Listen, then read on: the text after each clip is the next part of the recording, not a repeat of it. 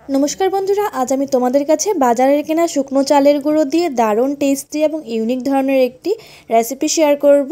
এই মিষ্টির কাছে কিন্তু বাজারের কেনা রসমালাইও হার মানবে। আশা করছি ভিডিওটি সবার ভালো লাগবে।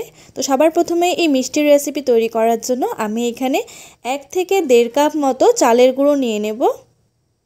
এটা শুকনো চালের গুঁড়ো, তোমরা চাইলে কিন্তু কাঁচা চাল জলে ভিজিয়ে রেখে সেটাকে মিক্সার গ্রাইন্ডারে গুঁড়ো করেও নিতে পারো।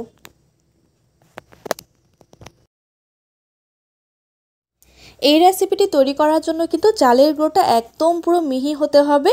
দানা দানা থাকলে কিন্তু চলবে না, মিষ্টিটা খেতে এতটা ভালো লাগবে না। তাই অবশ্যই যেন চালের গুঁড়োটা একদম পুরো মিহি হয়। তোমরা চাইলে এটা পেস্টও করে নিতে পারো।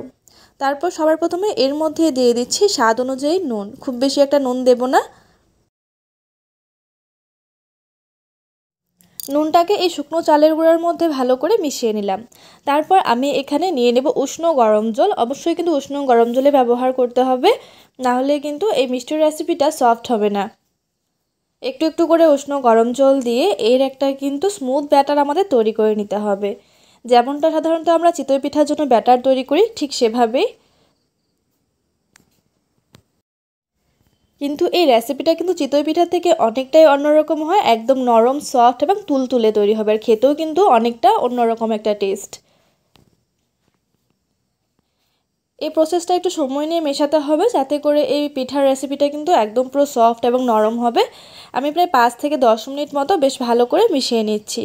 তোমাদের হাতে যদি সময় কম থাকে সেক্ষেত্রে তোমরা এখানে সামান্য একটু ইনো নয়বা বেকিং পাউডার কিন্তু ব্যবহার করতে পারো। এই বেকিং পাউডার কিংবা ইনো ব্যবহার করলে কিন্তু খুব বেশি একটা ফ্যাটানোর প্রয়োজন পড়ে না, পিঠাগুলো এমনিতেই নরম এবং সফট তৈরি হয়। এবার এটাকে ঢেকে রেখে দেবো 10 মিনিটের জন্য। এই 10 মিনিটের মধ্যে কিন্তু চালের গুঁড়ার যে পেস্টটা আছে সেটা অনেকটাই ফুলে যাবে আর অনেকটাই ঘন হয়ে যাবে। 10 মিনিট পর ফিরে এলাম। এবার এই পিঠাগুলো তৈরি করার জন্য আমি এখানে একটা ফ্রাই প্যান বসিয়ে দিয়েছি। ফ্রাই প্যানের মধ্যে খুবই সামান্য পরিমাণে একটু বাটার মেখে দিয়েছি। তোমরা চাইলে ঘিটাও অ্যাড করতে পারো, ঘি কিংবা সাদা তেল, সম্পূর্ণ অপশনাল এটা। তারপর অল্প অল্প করে ব্যাটার ভাবে দিয়ে দেবো। তোমরা পিঠার সাইজগুলো ঠিক কীভাবে তৈরি করতে চাও সেভাবেই কিন্তু তৈরি করে নিতে পারো। আমি একটু মিডিয়াম সাইজ করে তৈরি করছি। সাধারণত একটা একটা করে তৈরি করলে কিন্তু এই রেসিপিটা তৈরি করতে অনেকটা সময় লেগে যাবে, তাই অনেকগুলো কিন্তু একসাথেই দিয়ে দিচ্ছি। আর অল্প কিছুক্ষণের মধ্যেই দেখো ওপরটা কিন্তু একটু ড্রাই হয়ে ওপরে সুন্দর একটা বুটবুট উঠছে। এমন যদি ছিদ্র ওঠে তাহলে বুঝতে হবে যে পিঠাগুলো একদম পুরো নরম এবং সফট হয়েছে। পিঠাগুলোকে 4 থেকে 5 মিনিট মতো মিডিয়াম ফ্লেমে ভালো করে ভেজে নেব উল্টে পাল্টে।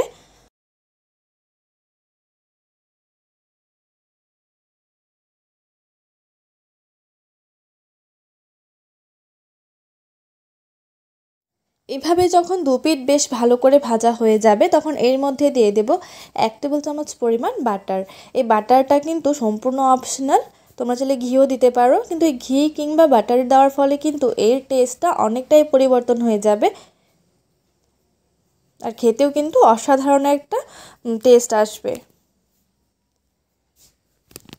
এবারে পিঠাগুলোকে নামিয়ে নেব। তোমরা যদি এই পিঠাগুলো ফুলকো ফুলকো খেতে চাও তাহলে কিন্তু এই ব্যাটারটা দিয়ে একটা কিছু পাত্র দিয়ে ঢাকা দিয়ে দিতে হবে, তাহলে কিন্তু এই পিঠাগুলো একদম পুরো ফুলকো ফুলকো তৈরি হবে। তারপর অন্যদিকে আমি এখানে 1 কাপ পরিমাণ দুধ প্রায় আগে থেকে গরম হওয়ার জন্য বসিয়ে দিয়েছিলাম।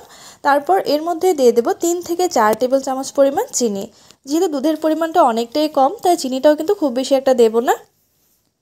3 থেকে 4 টেবিল চামচ চিনি দিয়ে ভালো করে এই দুধটাকে ফুটিয়ে নেব। তারপর এই মিষ্টির রেসিপির মধ্যে খুব সুন্দর একটা কালার আনার জন্য এর মধ্যে দিয়ে দিচ্ছি সামান্য কয়েকটা স্যাফরন।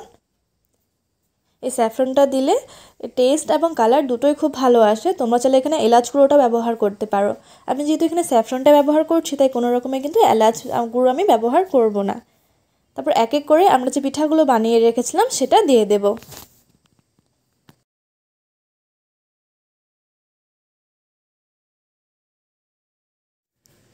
আমি তোমাদের একটা পিঠে ভেঙে দেখিয়ে দিচ্ছি পিঠাগুলো ঠিক কেমন হয়েছে। তোমরা দেখে বুঝতেই পারছো একদম কিন্তু নরম হয়েছে।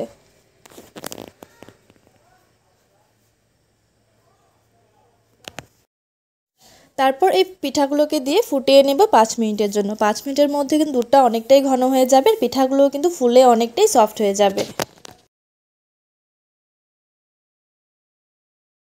তারপর গ্যাসের ফ্লেমটা অফ করে সামান্য একটু গুড় এভাবে ছড়িয়ে দেবো, এতে করে গুড়ের ফ্লেভারটাও কিন্তু আসবে এবং দেখতেও পিঠাটা খুব অ্যাট্রাকটিভ বলে মনে হবে।